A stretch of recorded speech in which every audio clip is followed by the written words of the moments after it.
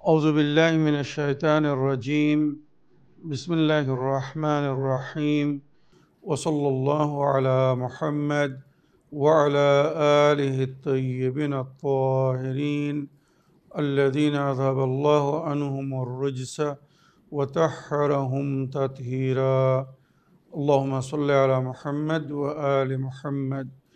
ولعنة الدائمة الباقية على أعدائهم ومنكر فضائلهم وغاصب حقوقهم أجمعين من يوم عداوتهم إلى قيام يوم الدين. أما بعد عباد الله، أوصيكم ونفسي بتقوى الله، فإن التقوى خير الزاد وبح المعاد، وتنفع يوم لا ينفع فيه مال ولا بنون إلا من أتى الله بقلب سليم. وصلى الله على محمد وعلى آله الطيبين الطاهرين. اللهم صل على محمد وآل محمد وعجل فرجهم. আমার প্রিয় দর্শক ও শ্রোতাবৃন্দ, আসসালামু আলাইকুম ওয়া রাহমাতুল্লাহি ওয়া বারাকাতুহু। আপনাদের সকলকে আন্তরিক সালাম ও শুভেচ্ছা জানিয়ে আজকের অনুষ্ঠান ইসলাম ইন বাংলায় আপনাদেরকে স্বাগতম জানাই। আশা করি আপনারা যে যেখানে আছেন ভালো আছেন, কুশল ও মঙ্গলে আছেন, সুখে থাকুন, শান্তিতে থাকুন, সমস্ত প্রকারের দুঃখ কষ্ট থেকে মুক্তিতে থাকুন। আল্লাহ রব্বুল আলামিনের কাছে এই কামনা করি। যারা অসুস্থ, আল্লাহ তাদেরকে সুস্থতা দান করুন। যারা ঋণে ভুগছে, আল্লাহ তাদেরকে ঋণ মুক্তি করুন। ওইরূপ যাদের জীবনে কোনো প্রকারের অভাব বা অশান্তি আছে, আল্লাহ রব্বুল আলামিন তাদের সকলের জীবনে সুখ শান্তি দান করুন ও সকলের মনোকামনা ও আশাকে পূরণ করুন। আমাদের সকলকে সৎ পথে চলার, অসৎ পথ থেকে দূরে থাকার এবং এক অপরকে সৎ উপদেশ দেওয়ার তৌফিক দান করুন। আমরা যেন সত্য বা হক জিনিসকে জেনে শুনে মেনে তার উপরে আমাল করে সেটা অন্যদের সামনে তুলে ধরতে পারি বা সকলের কাছে পৌঁছে দিতে পারি। আল্লাহ রব্বুল আলামিন আমাদেরকে সেই মনোবল ও নেক তৌফিক দান করুন। আমিন ইয়া রাব্বাল আলামিন। এই দোয়ার সঙ্গে আজকের পর্ব শুরু করতে চলেছি। বিনা কোনো ভূমিকায় সরাসরি আপনাদের পাঠানো পেন্ডিং প্রশ্নের উত্তর দিতে চাই। আসুন দেখি কোথা থেকে কে কি প্রশ্ন করছেন বা কে কি জানতে চাচ্ছেন। আসসালামু আলাইকুম। আশা করি আপনি ভালো আছেন। আল্লাহ পাক আপনাকে ভালো রাখুক, সুস্থ রাখুক, এই দোয়াই করি। আমার ভাইয়ের জন্যে একটা মেয়ে দেখেছি। মেয়েটির নাম ঠিকানা দিচ্ছি। মেয়েটির ডাক নাম এখানে লেখা হয়েছে, ভালো নাম এখানে লেখা হয়েছে, বাবার নাম এখানে লেখা হয়েছে। এটি ইস্তেখারা করে দেখবেন, কারণ আপনার কথা মতো আমরা চলি, আপনার পুরাতন দর্শক, যাতে করে সংসারে কোনো অসুবিধা না হয়। আমার বাড়ি পাঁচলা, ভুল হলে মাফ করবেন। মেসেজটা তাড়াতাড়ি ইসলাম ইন বাংলায় নেবেন। আমার পরিবারের জন্য দোয়া করবেন। আসসালামু আলাইকুম। ওয়ালাইকুম আসসালাম ওয়া রাহমাতুল্লাহি ওয়া বারাকাতুহু। আমার প্রিয় ভাই বাবুন, আপনি আপনার নাম লেখেননি, আপনার ভাইয়ের জন্য কোথাও মেয়ে দেখেছেন, মেয়েটির নাম দিয়েছেন। কিছু কারণে আমরা নাম ঠিকানা উল্লেখ করতে পারছি না। ডাক নাম ও তার ভালো নাম ও তার পিতার নাম আপনি দিয়েছেন, আর চেয়েছেন যে ইস্তেখারা করে দেখে যাতে বলে দিই এই বিবাহ সঠিক হবে কি না, বা এদের যদি বিয়ে হয় তো এদের ভবিষ্যৎ কেমন হবে। তো ইস্তেখারা করে কোরআন থেকে যেটা এসেছে বা ইস্তেখারায় আমি দেখে বুঝেছি, এদের যদি বিবাহ হয় তো পরবর্তীকালে, মানে বিবাহর কিছুদিন পরে এদের মধ্যে অশান্তির সৃষ্টি হবে। এদের উভয়ের মেজাজ মনমিল হবে না। আর নইলে কোনো পারিবারিক সমস্যায় পড়ে যাবে, আর এর পিছনে কিছু স্বার্থ দেখা দিচ্ছে, মানে কোনো লোভ লালসার কারণে হয়তো এই বিয়েটা হতে যাচ্ছে বা এই বিয়েটা করার চেষ্টা করা হচ্ছে। সুতরাং ইস্তেখারা হিসাবে এই বিয়েটা যদি না করা হয়, মানে উভয়ের জন্যই মঙ্গল, আমি শুধু এক পক্ষের কথা বলছি না বা একতরফার কথা বলছি না, উভয়ের জন্য মঙ্গল এতেই যে তারা যা সেই অন্য পাত্র দেখুক, এরা হয়তো এক অপরের জন্যে যোগ্য না বা এক অপরের জন্যে আল্লাহ হয়তো এদেরকে বানায়নি। সুতরাং যেটা ইস্তেখারায় আসছে, এদের বিবাহিত জীবন সাকসেস বা সাফল্য হওয়ার সম্ভাবনা কম, সবসময় একটি অশান্তির মধ্যে থাকবে, আর হয়তো উভয়ের জীবন খুব দুঃখ কষ্টের মধ্যে কাটবে। তাই আমার মনে হয় ইস্তেখারা হিসাবে এই সম্পর্ক না গড়াটাই ভালো হবে। আল্লাহ রাব্বুল আলামিন যার নসিবে যা লিখেছেন বা যেখানে লিখেছেন, ইনশাআল্লাহ সময় ঠিক সেখানে পৌঁছে যাবে। আমার প্রিয় ভাই বোন, আশা করি আপনার প্রশ্নের আপনি উত্তর পেয়েছেন। অনেক সময় আমরা ইস্তেখারা দেখি কখন, যখন মতভেদ থাকে, চিন্তা থাকে, কোনো সমস্যা থাকে, বা বোঝা যায় না যে এই বিয়ে ঠিক হবে কি না। তো যেখানে সন্দেহ থাকে সেখানে ইস্তেখারা দেখতে বলা হয়েছে।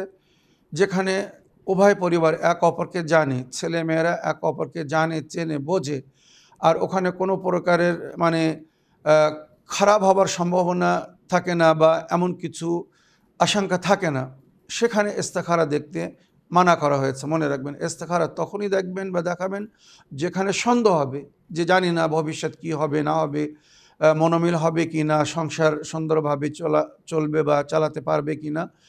তো যদি আশঙ্কা থাকে তখন ইস্তেখারা দেখবেন। তাছাড়া যদি এক অপরকে পছন্দ করে, পরিবার ভালো হয়, ছেলে মেয়ে ভালো হয়, বংশ ভালো হয়, বা উভয় যদি এক অপরের জন্য কফ হয়, কফ মানে উপযুক্ত, যোগ্য হয়, ছেলে ধার্মিক এবং কর্মিক কিনা, মানে ধার্মিক এবং দায়িত্বশীল ব্যক্তি যদি হয়, তাকে মেয়ে দিতে অসুবিধে নেই। ওইরূপ মেয়ে যদি মানে ধার্মিক হয়, দিনের সমস্ত আদব কায়দা মেনে চলে, ওইরূপ কর্মিক বা সংসারের সমস্ত দায়িত্ব জ্ঞান রাখে, তো এখানে ছেলে বিয়ে করতে পারে।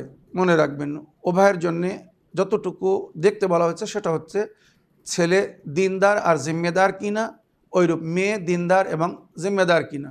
দুটো জিনিস যদি মিল খায়, বাকি সমস্যার সমাধান আছে। দিনদার এবং জিম্মেদার, এই দুটো জিনিস উভয় পক্ষে দেখবেন। বাকি রূপ, নাক নকশা, ধন দৌলত আজ আছে হয়তো কালকে তেমন থাকবে না, মনে রাখবেন। আশা করি বুঝতে পেরেছেন। আগের প্রশ্ন পড়ি।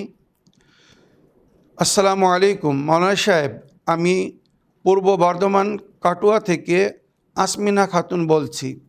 আশা করি ভালো আছেন, সুস্থ আছেন। আল্লাহ পাকের অসীম কৃপাতে ভালো থাকুন, সুস্থ থাকুন। কিছু পরিস্থিতির কারণে প্রশ্ন পাঠাতে পারেনি, কিছু মনে করবেন না মৌলানা সাহেব, কিন্তু আপনার সমস্ত এপিসোড কাজের শেষে হলেও শুনেছি এবং সেগুলো করার চেষ্টা করছি। আমাদেরকে সঠিক আহলে বায়ত চিনিয়ে দেওয়ার জন্যে অসংখ্য ধন্যবাদ এবং আমরা আপনার কাছে অনেক কৃতজ্ঞ। আমার মেয়ে হয়েছে, ওর বয়স এখন 3 মাস, ওর নাম আলিশা সুলতানা। আমরা এই আলিশা নামের অর্থটা জানতে চাই, দয়া করে এই নামের অর্থ বলে দিবেন। আল্লাহর দয়ায় ভালো থাকুন, সুস্থ থাকুন। খোদা হাফিজ। ওয়ালাইকুম আসসালাম রহমতুল্লাহি ওয়াবারাকাতু। আমার প্রিয় বোন তাসলিমা খাতুন, আপনার চিঠি লেখার জন্য আপনাকে ধন্যবাদ জানাই এবং দোয়াতে স্মরণে রাখার জন্য কৃতজ্ঞ জ্ঞাপন করি। আল্লাহ রাব্বুল আলামিন আপনাদেরকে দীর্ঘজীবী করুন, নেক হায়াত ও হেদায়েত দান করুন। আপনারা নিয়মিত আমাদের অনুষ্ঠানকে ফলো করছেন, সেগুলো মেনে চলার চেষ্টা করছেন। ইনশাআল্লাহ আল্লাহ রাব্বুল আলামিন নিশ্চয়ই নেক তৌফিকাত দান করবেন, গায়েব থেকে মদত করবেন। ইন তানসুরুল্লাহ ইয়ানসুরকুম ওয়াইসাব্বিত আকদামাকুম, যদি তোমরা আল্লাহর মদত করো তো আল্লাহ তোমাদের মদত করবে, তোমাদের পাকে মজবুত করে দেবে। তোমরা আল্লাহর মদত কিভাবে করবে? তার সংবিধানকে পালন করে।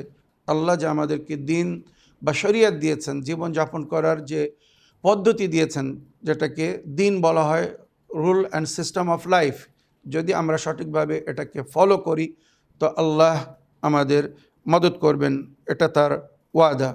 এবারে আপনি আপনার কন্যার নাম রেখেছেন আলিশা। এই আলিশা সুলতানা বা আলিশা নামের অর্থ আপনি জানতে চাচ্ছেন। আলিশা মানে উচ্চ স্থানদারী, আলিশা মানে বাদশাহ, কিং।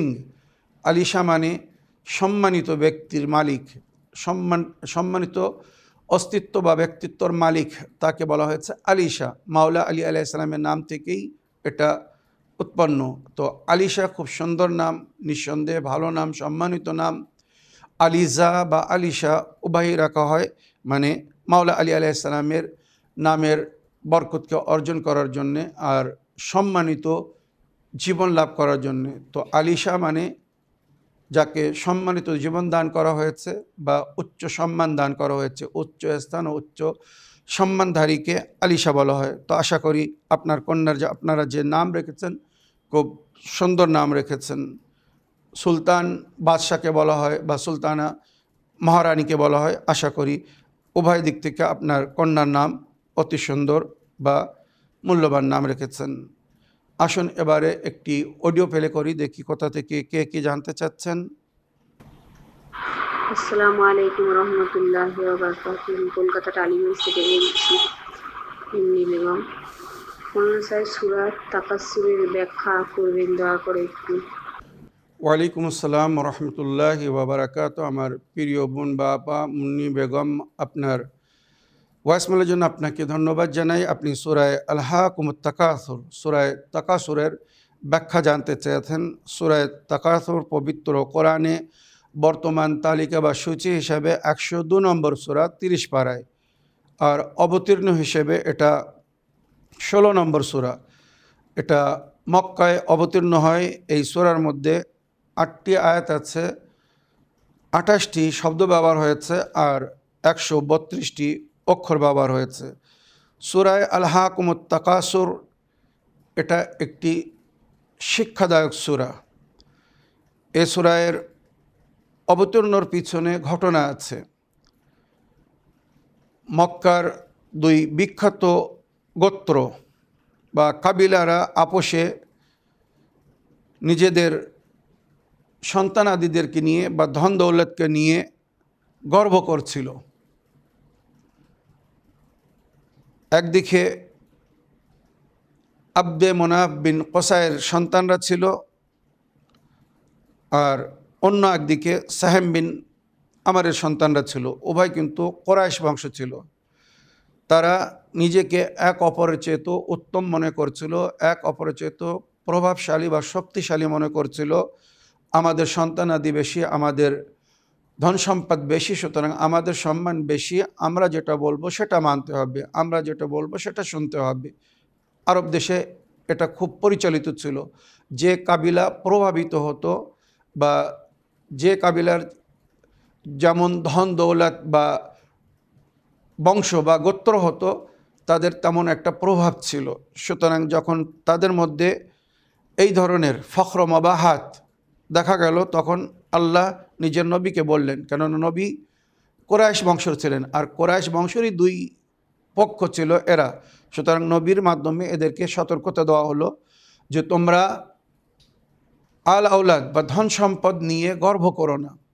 এটা আজকে আছে, হয়তো কালকে থাকবে না। তোমার পূর্বপুরুষরা ছিল, আজ তারা নেই। আজ তোমরা আছো, কাল তোমরাও থাকবে না। যে ধন দৌলত তোমার পূর্বপুরুষদের কাছে ছিল, তাদের কাজে আসেনি, তারা দুনিয়া ছেড়ে চলে গেছে। আজ তোমার কাছে আছে, কাল অন্য কারোর কাছে চলে যাবে। এই দুনিয়া চিরস্থায়ী নয়। এই ধন দৌলত, এই দুনিয়ার অর্থ চিরস্থায়ী নয়। সুতরাং এগুলো নিয়ে ফখর মোবাহাত করো না। এমনকি তারা অনেক সময় নিজের দলকে ভারী করার জন্যে, পক্ষকে ভারী করার জন্যে তারা বলতো, কবরস্থানে গিয়ে দেখো আল্লাহ আমাদেরকে কত সন্তান দিয়েছিল, কত কবর আমাদের বংশধারীদের। এইভাবে তারা ফখর মোবাহাত করত, তাদের যে ধন সম্পদ ছিল তার যে নিশানিগুলো সেগুলো দেখাতো, প্রাচীন নিশানিগুলো। তখন আল্লাহ তাদেরকে শিক্ষা দেওয়ার জন্য বা সতর্ক করার জন্যে তাদেরকে এইভাবে বললেন যে আলহাকুমুত তাকাসুর, এই সন্তানাদি নিয়ে, ধন দৌলত নিয়ে তোমরা এক অপরের ওপরে যে গর্ব করছো, এক অপরের ওপরে নিজের প্রভাব সৃষ্টি করার চেষ্টা করছো, এই ধন দৌলতের আশায় এই দুনিয়ার পিছনে যে তোমরা দৌড়াচ্ছ, তোমাদেরকে গাফিল করে রেখেছে, সত্য বা হক থেকে, আল্লাহর পথ থেকে দূরে করে রেখেছে। তোমরা আল্লাহকে ভুলিয়ে দিয়েছ, আর তোমরা দুনিয়ার এই ধন দৌলত বা সম্পদ নিয়ে ব্যস্ত হয়ে আছো। সুতরাং আলহাকুমুত তাকাসুর, এই অন্যের চেয়েতো আমি অধিক অর্জন করব, অন্যের চেয়েতো বেশি সম্মান অর্জন করব, অন্যের চেয়েতো বেশি ধন দৌলত বা আল আওলাদ বানাবো, এইভাবে তোমরা আস্তে আস্তে আল্লাহর পথ থেকে দূরে চলে যাচ্ছ বা আল্লাহর স্মরণ থেকে তোমরা দূরে চলে যাচ্ছ। আর যেতে যেতে এত দূরে পৌঁছে যাচ্ছ হাত্তা জুরতুমুল মাকাবির, তোমরা কবরের সম্মুখীন হচ্ছ। যেমন তোমার পূর্বপুরুষরা এইভাবে গর্ব করতে করতে আজ তারা কবরে চলে গেছে, ওইরূপ তোমরাও ধন দৌলতের পিছনে দৌড়তে দৌড়তে তোমরাও একদিন কবরে চলে যাবা। হাত্তা জুরতুমুল মাকাবির, কাল্লা সৌফা তা'লামুন সুম্মা কাল্লা সৌফা তা'লামুন, এই হচ্ছে আল্লাহর তরফ থেকে তাদের জন্য সতর্কতা। অতি শীঘ্র তোমরা জানতে পারবে তোমাদের অবস্থা বা তোমাদের পরিস্থিতি তোমাদেরকে দেখানো হবে, জানানো হবে যখন তোমরা কবরে পৌঁছে যাবে। আর এই দুনিয়ার ধন দৌলত যেগুলো তোমরা হয়তো অবৈধভাবে সঞ্চয় করেছো আর ভুল পথে খরচ করেছো, তো এই যে আল্লাহর নেয়ামতকে তোমরা অপচয় করেছো বা অবাধ্য জায়গায় খরচ করেছো, এর জন্য যে তোমাদের হিসাব দিতে হবে। আর ভুল পথে যদি খরচ করে যাও তো তার জন্য তোমাদেরকে জাহান্নামে যেতে হবে। জাহান্নামের আগুন দেখার পরে তোমরা তখন আফসোস করবে, হায় এ কী করে আসলাম। সেই জিনিস যদি এখন দেখতে তাহলে হয়তো ওই ভুল করতে না। তাই আল্লাহ বলছে তোমরা এখন সেটা দেখার চেষ্টা করো, যেটা জাহান্নামের আগুন দেখার পরে অনুভব হবে, সেই অনুভবটা এখন করো, যাতে জাহান্নামের আগুন থেকে তোমরা মুক্তি পাও। কাল্লা সৌফা তা'লামুন, নিঃসন্দেহে তোমরা যা কিছু করছো এর পরিফল তোমাদেরকে দেখানো হবে, জানানো হবে। সুম্মা কাল্লা সৌফা তা'লামুন, আর অবশ্যই দেখানো হবে। অবশ্যই মানে আল্লাহ একই কথা যখন রিপিট করে তার মানে ওই কথার গুরুত্বকে বোঝানোর জন্যে, যে তোমরা সহজে নিও না, আসানে নিও না, হালকা নিও না, এর ভয়ঙ্কর রূপ কিন্তু তোমাদেরকে দেখানো হবে বা তোমাদেরকে তার সম্মুখীন হতে হবে।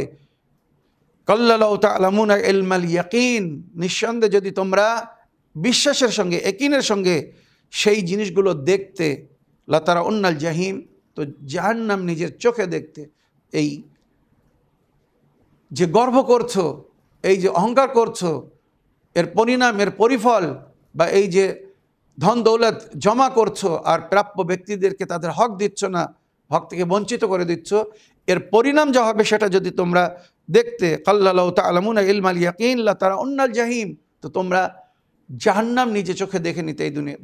ওই জন্য রওয়ায়াতের মধ্যে অনেক সময় আমরা পড়ে থাকি বা যেগুলো উল্লেখ হয়েছে, যে মানুষ যদি চায় তো এই দুনিয়া থেকে সে নিজের জান্নাত ও জাহান্নাম দেখে যেতে পারে। এটা কিন্তু অপ্রিয় বাস্তব কথা। আমার কর্ম, আমার ঈমান, আমার আমাল আমাকে বলে দেবে আমি কোথায় যাব। মানুষ ভুলের পরে ভুল করে যাচ্ছে, অন্যায়ের পরে অন্যায় করে যাচ্ছে, পাপের পরে পাপ করে যাচ্ছে নির্ভয়ে। একবার তারা ভাবছে না যে এর পরিণাম কি হবে।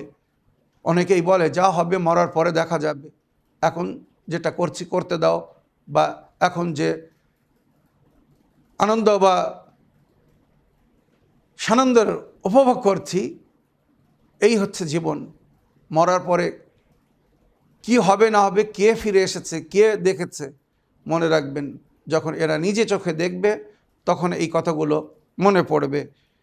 লাতারাউন্নাল জাহিম সুম্মা লাতারাউন্নাহা আইনাল ইয়াকিন, একিনের সঙ্গে দেখানো হবে, একিনের সঙ্গে তারা দেখবে।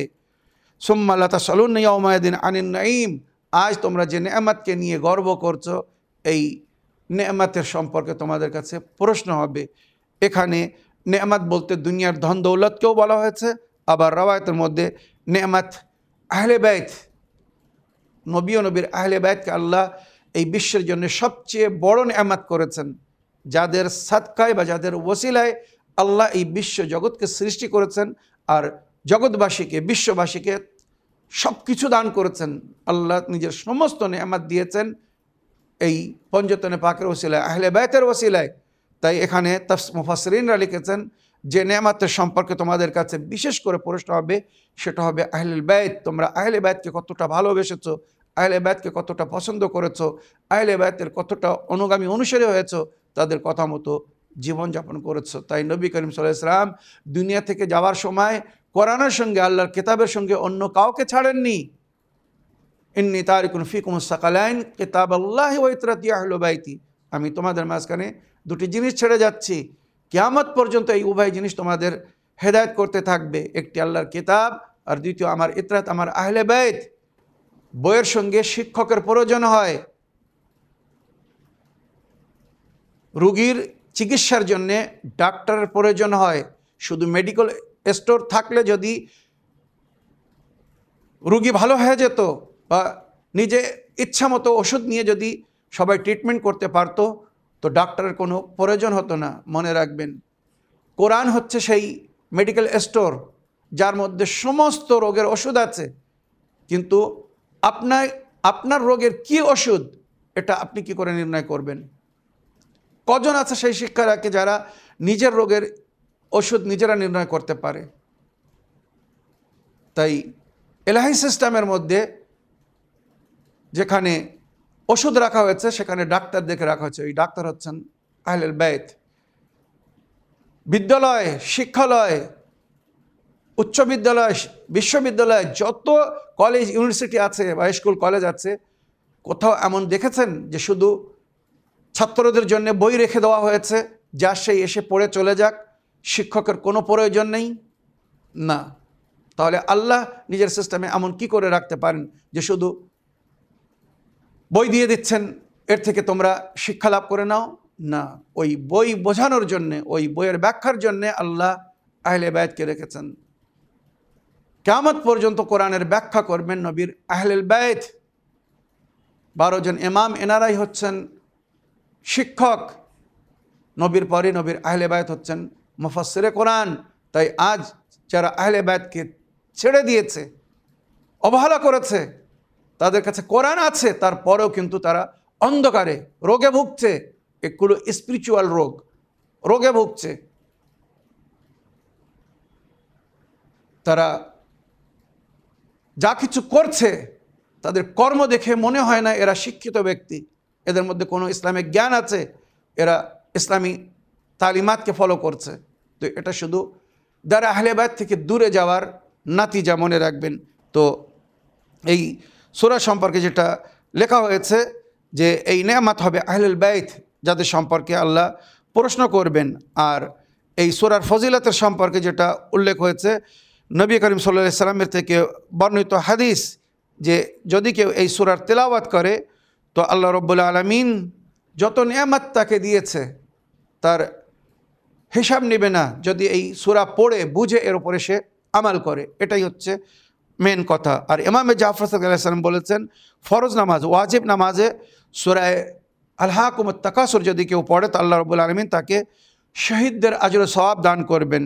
মুস্তাহাব নামাজে যদি পড়ে প্রতিদিনের কোনো এক মুস্তাহাব নামাজে, তো আল্লাহ তাকে 50টি শহীদের সওয়াব দান করবেন।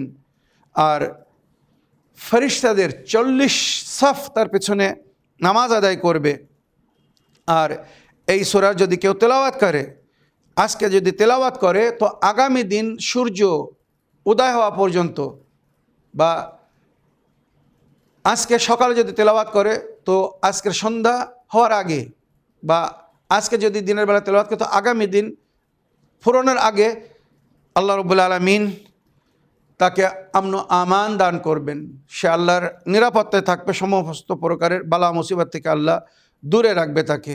আমার প্রিয় বোন, আশা করি সূরা আল-হাকুমুত তাকাসুরের যে ফজিলাত এবং বরকত বললাম, আপনি এবং আপনার সঙ্গে সঙ্গে আমার অন্য দর্শকবৃন্দরা এর থেকে লাভবান হয়েছেন।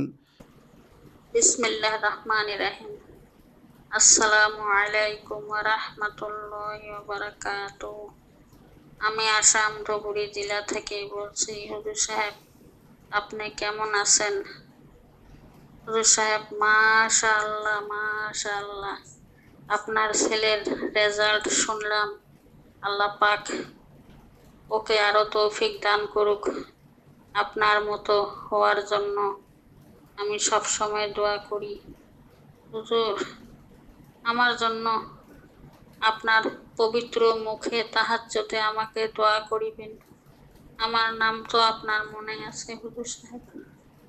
আমার এই শত্রু আমার পিছন লেগেছে, সব সময় আমাকে হামজাত জাতি লাগিয়ে দেয়, বান্দা দুটো না করে আমাকে বিমারে ফেলিয়ে রাখে।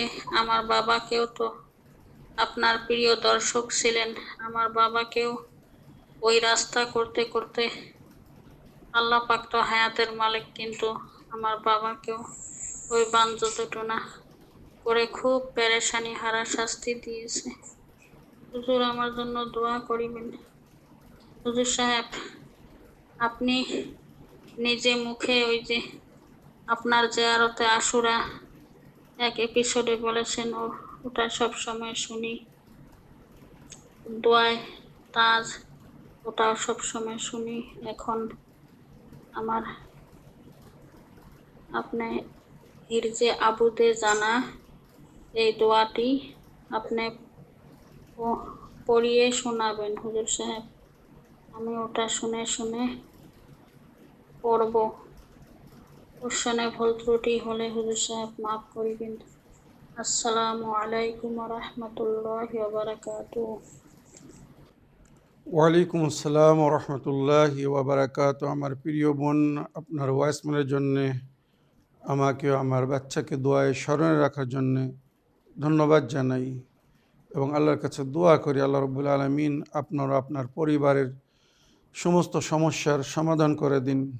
আপনারা যাতে সুখে শান্তিতে নিরাপত্তায় জীবনযাপন করতে পারেন, আল্লাহ তার উপায় করে দিন। আমার প্রিয় বোন, মানুষ অনেক সময় মানুষের ক্ষতি করতে চায়, কিন্তু যদি আল্লাহ সহায় হয় তখন ক্ষতি করতে পারে না। আমরা তো সাধারণ মানুষ, আল্লাহর ওলি আউলিয়াদেরকে কি মানুষ কম কষ্ট দিয়েছে? নবীকে কম আঘাত করেছিল মক্কার কুফার মুশরিকিনরা বা মুনাফিকিনরা? যা তাই কষ্ট দেননি। নবী করিম সাল্লাল্লাহু আলাইহি ওয়াসাল্লাম রাতের অন্ধকারে নিজের প্রতিপালককে স্মরণ করে কাঁদতেন, একা বসে কাঁদতেন, হে আমার প্রতিপালক, আমি তাদের মঙ্গল চাই, আমি তাদের ভালো চাই, আমি তাদেরকে আপনার পথের পথিক, জান্নাতের পথিক করতে চাই, কিন্তু তারা আমাকে বোঝার চেষ্টা করছে না, আমাকে কষ্ট দিচ্ছে, আঘাত দিচ্ছে। তো আছে আল্লাহর নেক বান্দাদের শত্রু সমস্ত জায়গায় আছে। আল্লাহর ওলি আউলিয়াদেরকে ছাড়েনি, তো আমরা কি? ইমাম নবীরা, ওনারা মাসুম ছিলেন, নির্দোষ ছিলেন, নিষ্পাপ ছিলেন, কখনো কারোর ক্ষতি করেননি। তাদের জীবনী তুলে দেখুন কিভাবে নির্যাতনার সঙ্গে, কষ্টের সঙ্গে তাদেরকে এই দুনিয়ায় জীবনযাপন করতে হয়েছে। বা সমাজের দুষ্কর্মীরা, পাপীরা, শুধু কুফার বা মুশরিকিনরা না, স্বয়ং মুসলমানেরা ইমাম নবীদের সঙ্গে যে ব্যবহার করেছে তার ইতিহাস তুলে দেখুন। সেগুলো বলতে গেলে কলেজে ফেটে যায়। যাক, নিরাপত্তার জন্য, আমাদের সিকিউরিটির জন্যে আল্লাহ নিজেই ব্যবস্থাপনা দিয়েছেন। আমাদেরকে সতর্কতা অবলম্বন করতে হবে, নিজের হেফাজতের জন্য নিজেদেরই ব্যবস্থা করতে হবে। তাই হামজাতের মাধ্যমে যদি কেউ কষ্ট দিতে চায় তো সকাল সন্ধ্যা, মনে রাখবেন, সকাল সন্ধ্যা, সূর্য উদয়ের সময় আর সূর্য অস্ত যাওয়ার সময় এই দোয়াটি পড়বেন। আউযু বিল্লাহিস সামিল আলিম মিন হামাযাতিশ শায়াতিন, আউযু বিল্লাহি আন ইয়াহযুরুন, ইন্নাল্লাহা হুয়াস সামিউল আলিম। আউযু বিল্লাহিস সামিল আলিম মিন হামাযাতিশ শায়াতিন, আউযু বিল্লাহি ইয়াহযুরুন, ইন্নাল্লাহা হুয়াস সামিউল আলিম। 10 বার পড়বেন। হামজাত আপনার নিকটে আসবে না, যেগুলোকে তাসকির করে অনেক সময় অন্যরা আমাদের আঘাত করে, ক্ষতি করে, তো এই শয়তান আপনার নিকটে আসতে পারবে না। আর তাছাড়া বিশেষ করে হিরজে আবু দুজানা, যেটা আপনি পড়ে শোনাতে বলেছেন, আমি আজকের এপিসোডের সময় খুব কম রয়ে গেছে বলে ওই পুরো বিস্তারিত হিরজে আবু দুজানা আজ হয়তো পুরো পড়তে পারবো না। তবে আজকের এপিসোডের সংক্ষিপ্ত হিরজে আবু দুজানা, যেটা আমাদেরকে রাস্তাঘাটে সফরের সময় কোথাও যদি হঠাৎ জিন আমাদের পেছনে আসে, অনেক সময় আমরা কোথাও রাস্তা দিয়ে যাচ্ছি, রাতের অন্ধকারে এমন রাস্তা দিয়ে যাচ্ছি, আশেপাশে বাগান, হঠাৎ জিন এসে আমাদের সামনে আক্রমণ করে, এমন মনে হয় যে আমার পেছনে কেউ আসছে, আমরা ঘুরে দেখছি কেউ নেই।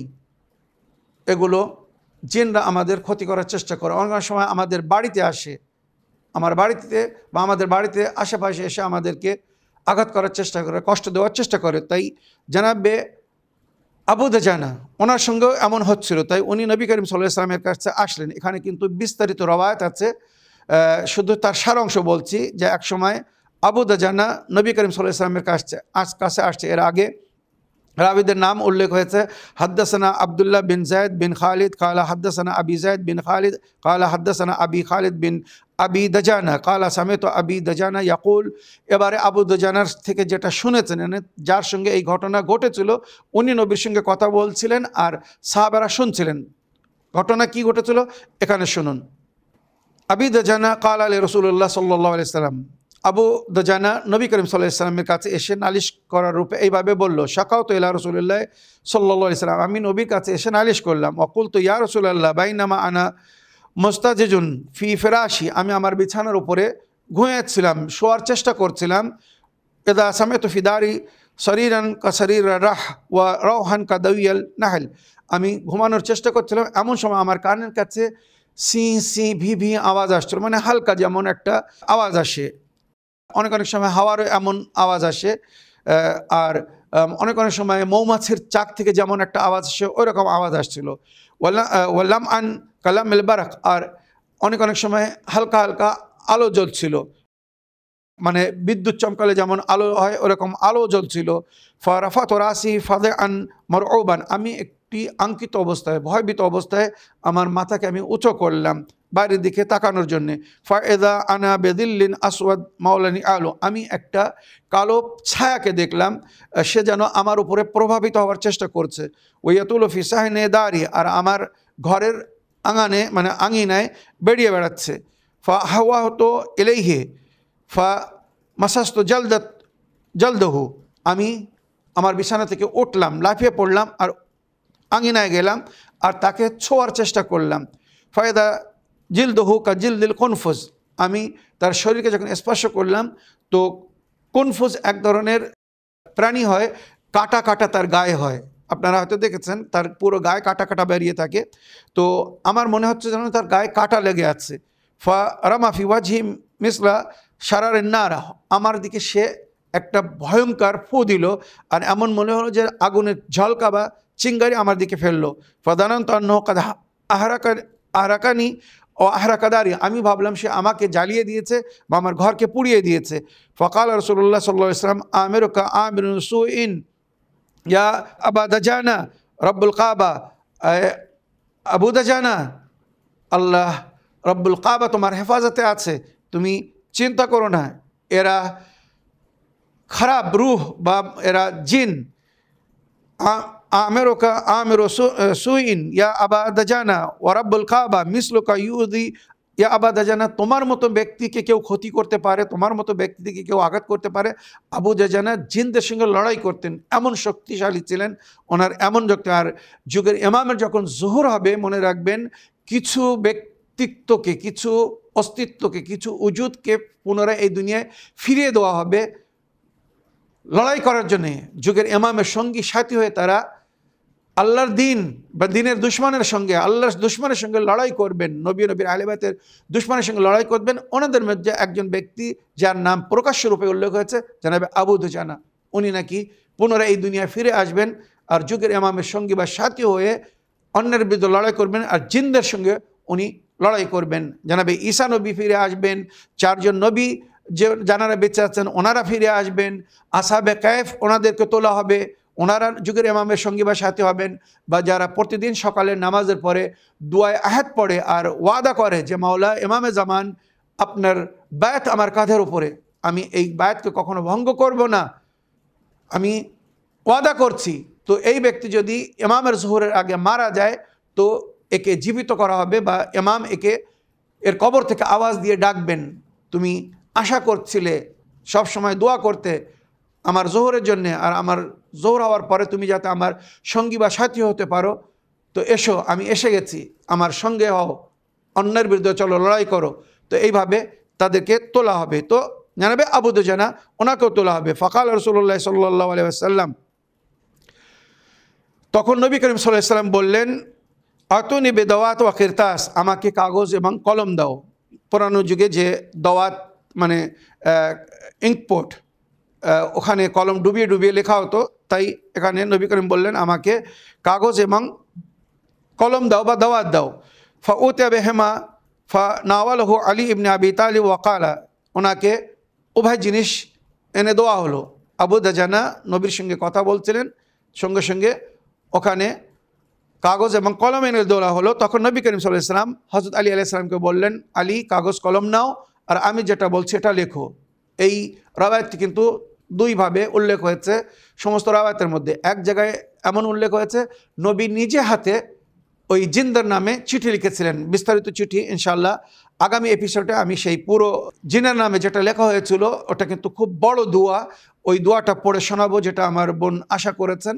তবে আজকে শুধু ততটুকু পড়বো বা বলবো যেটা এমার্জেন্সিতে, মানে মনে রাখবেন বড় দোয়া তো সঙ্গে সঙ্গে পড়া সম্ভব হবে না, প্রায় 20-25 মিনিট লাগবে ওই দোয়াটি পড়তে। তো 4 থেকে 5 লাইনের যে ছোট দোয়া, মানে ওই দোয়ায়ে আবু দুজানা বা হিরজে আবু দুজানার সারাংশ, এটাও যদি কেউ পড়তে পারে তো সঙ্গে সঙ্গে জিন ওখান থেকে পালিয়ে যাবে, তার নিকটে আসবে না, মনে রাখবেন। তো নবী করিম সাল্লাল্লাহু আলাইহি ওয়াসাল্লাম মাওলা আলীকে বললেন, আলী যেটা আমি বলছি এটা লেখো। উক্তুব ইয়া আবুল হাসান, আয় আবুল হাসান লেখো। ফাকালা মা আক্তুব, আল্লাহ নবী আমি কি লিখবো? কালা উক্তুব বিসমিল্লাহির রহমানির রহিম, বিসমিল্লাহির রহমানির রহিম বলে লেখা শুরু করো। হাদা কিতাবুন মিন মুহাম্মাদিন রাসূলি রাব্বিল আলামিন সাল্লাল্লাহু আলাইহি ওয়াসাল্লাম, এটা আল্লাহ রসুল মোহাম্মদের তরফ থেকে চিঠি লেখা হচ্ছে, কেতাব লেখা হচ্ছে, একটি তাহরির লেখা হচ্ছে তাদের নামে যারা রাতের অন্ধকারে এসে দরজায় ঘা দেয়, আঘাত করে, মানে এগুলো ওই সমস্ত মখলুকাতদের নাম যাদেরকে আমরা দেখি না, অদৃশ্য মখলুকাত। মনে রাখবেন আমি বিস্তারিত এ বিষয়ে আলোচনা করেছি, এই দুনিয়াতে 6টি প্রাণী বা আল্লাহর সৃষ্টি আমাদের সঙ্গে জীবনযাপন করছে, কিন্তু তাদেরকে আমরা দেখতে পাই না, যেমন ফেরেশতা, জিন্নাত, হামজাত ইত্যাদি, কিন্তু এরা আমাদের সঙ্গেই জীবনযাপন করছে। তো তাদের নামে নবী এই চিঠি লিখলেন, আর বিশেষ করে জিন্নাতের নামে। ইলা মান তারাকা দারা মিনাল উম্মার ওয়া জুওয়ার ওয়া সালিহিন ইল্লা তারিকান ইয়াতরুকু বিখাইরিন ইয়া রহমান আম্মা বাদ। এখানে আর সময় নেই তর্জমা করার বলে আমি শুধু দোয়াটা যেটা নবী লিখিয়েছিলেন এই দোয়াটা নিজের কাছেও রাখতে পারেন, বালিশের নিচেও রাখতে পারেন, বা পড়ে নিজের উপরে দম করলে সঙ্গে সঙ্গে ওই অদৃশ্য সৃষ্টি বা মখলুকাত ওখান থেকে চলে যাবে, আর আঘাত করতে পারবে না, আর জিন পালাবে। মনে রাখবেন, ফাইন্না লানা ওয়া লাকুম ফিল হাক্কি সাআতান ফাইন তাকু আশিকান মু'লান আও ফাজিরান মুক্তাহিমান আও যাগিবান হাক্কান আও মুবতিলান হাদা কিতাবুল্লাহি তাবারাকা ওয়া তাআলা ইয়ানতিকু আলাইনা ওয়া আলাইকুম বিল হাক্কি ইন্না কুন্না নাস্তানসিকু মা কুনতুম তা'মালুন ওয়া রাসূলুনা ইয়াকতুবুন মা তামকুরুন উতরুকু সাহাবা কিতাবি হাদা, যার কাছে আমার এই চিঠি থাকবে তাকে ছেড়ে দিও। নবী জিনদেরকে কি বলছেন? যার কাছে আমার এই লেখা থাকবে তাকে ছেড়ে দেবে, তাকে ছেড়ে পালাবে। ওয়ান্তালুক ইলা আবাদাতিল আসনাম, আর এখান থেকে তাদের কাছে চলে যাবে যারা আল্লাহ ছাড়া অন্যর উপাসনা করে। ওয়া ইলা মান ইয়াযামু আন্না মা আল্লাহ ইলাহান আখার, আর যারা ভাবে যে আল্লাহর সঙ্গে আরও অন্য আল্লাহ আছে। লা ইলাহা ইল্লা হুয়া কুল্লু শাইইন হালিকুন ইল্লা ওয়াজহাউ লাহুল হুকমু ওয়া ইলাইহি তুরজাউন ইউগলাবুনা হামিম লা ইয়ানসুরুন হামিম লা ইনসারুন হামিম আইন সিন কাফ তুফাররাকা আদা আল্লাহ তুফাররাকা আদা আল্লাহ ওয়া বালাগাত হুজ্জাতুল্লাহি ওয়ালা হাওলা ওয়ালা কুওয়াতা ইল্লা বিল্লাহি ফাসায়াকফিকাহুমুল্লাহু ওয়া হুয়াস সামিউল আলিম।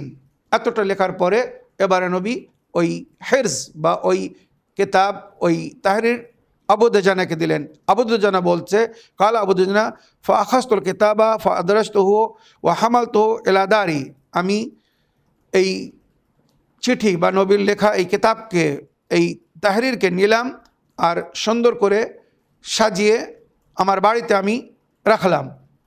বালিশের তলায় এটা রাখতে বলা হয়েছে বা ঘরে বাড়িতে লাগাতে বলা হয়েছে। ওয়া জালতুহু তাহতা রাসি বিত্তুল লাইল লাইলাতাই ফামা ইনতাবাহতু ইল্লা মিন সুরাখিন সারিকিন ইয়াকুলু ইয়া আবা দুজানা আহরাকতানা, আমি যখন এই চিঠিকে আমার বালিশের নিচে রেখে শুইলাম তো 2 রাত লাগাতার আমার কানে আওয়াজ আসছিল আর কেউ যেন বলছিল এ আবু দুজানা আমাদেরকে তুমি জ্বালিয়ে দিয়েছো, আমাদেরকে পুড়িয়ে দিয়েছো, আমাদেরকে শেষ করে দিয়েছো। তো এই ছিল নবীর ওই চিঠির প্রভাব বা আসার, যে ওখান থেকে জিন পালিয়ে গিয়েছিল আর যদি জিন জোর করে আসতো তো সে জ্বলে পড়ে ছাই হয়ে যেত। এই হচ্ছে হিরজে আবি দুজানা। হিরজে আবি দুজানা যদি কারোর কাছে থাকে তো জিন্নাত তার নিকটে আসবে না, বিশেষ করে যারা আঘাত করতে চায়। জিনের মধ্যে ভালো আছে মন্দ আছে, তো খারাপ জিনেরা নিকটে আসবে না। আর তাছাড়া যদি এই হিরজ মুখস্থ না করতে পারেন তো এর যে বিস্তারিত অংশটা আমি আগামী এপিসোডে বলবো, ওটা প্রিন্ট করে নিজের কাছে রাখবেন। সূরা জিন এবং হিরজে আবি দুজানা এটা যদি কারোর কাছে থাকে তো Z+ সিকিউরিটি জিন্নাত তার নিকটে আসবে না। আর ওইটা যদি না পড়তে পারেন বা ওই হিরজ যদি আপনার কাছে না থাকে আর হঠাৎ জিন যদি আপনার উপরে আক্রমণ করে রাস্তায় অন্ধকারে কোথাও, বা এমন মনে হচ্ছে যে জিন আপনার কাছে আসছে, সঙ্গে সঙ্গে এই দোয়া 7 বার পরে নিজের উপরে দম করে নেবেন, ওখান থেকে জিন পালিয়ে যাবে। সুবহানাকা ইয়া লা ইলাহা ইল্লা আনতাল গাউসাল গাউসাল গাউসা খাল্লিসনা মিনান নার ইয়া রাব। সুবহানাকা ইয়া লা ইলাহা ইল্লা আনতাল গাউসাল গাউসাল গাউসা খাল্লিসনা মিনান নার ইয়া রাব। এইভাবে 7 বার একসঙ্গে পড়ে দম করলে ওখান থেকে জিন পালাবে। খাল্লিসনা মিনান নার ইয়া রাব এর অর্থ হচ্ছে আল্লাহ আমাকে জিনের থেকে নেজাত দাও বা আগুন থেকে নেজাত দাও। আগুন বলতে জিন এবং আগুন বলতে জাহান্নাম। আশা করি আমার প্রিয় বোন আপনার প্রশ্নের আপনি উত্তর পেয়েছেন। ইনশাআল্লাহ খুব শীঘ্র আমি পুরো একটা এপিসোড করব হিরজে আবি দুজানা পড়ে ওখানে শোনাবো, যাতে আপনারা ওটা মাহফুজ করতে পারেন, হেফজ করতে পারেন বা ওটা লিখে নিজের বাড়িতে বা নিজের কাছে রাখতে পারেন ইনশাআল্লাহ। এই বলে আজকের বক্তব্য এখানে শেষ করলাম। ওয়া আখিরু দাওয়ানা আলহামদুলিল্লাহি রাব্বিল আলামিন। ওয়াসসালামু আলাইকুম ওয়া রাহমাতুল্লাহি ওয়া বারাকাতুহু।